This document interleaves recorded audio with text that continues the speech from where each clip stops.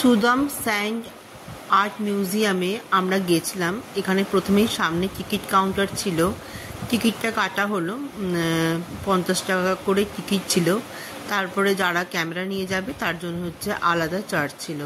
এটা একটা মিউজিয়ামের মতো। আমরা মাঝে মাঝেই দেখি পুরীর সমুদ্রে বিভিন্ন স্যান্ডের মাধ্যমে বিভিন্ন সুন্দর হাতের কাজ, সেইটাই এখানে মিউজিয়াম আকারে আছে। উনি খুব বিখ্যাত, এখন বিখ্যাত লোকের কাছ থেকে উনি অনেক অনেক পুরস্কার পেয়েছেন, এবং তার এই যে সুন্দর ভাস্কর্য, এগুলো আমরা সবাই এখানে আমরা দেখতে পাচ্ছি। এখানে কতগুলো ফটোগ্রাফির মাধ্যমে এখানে রাখা আছে।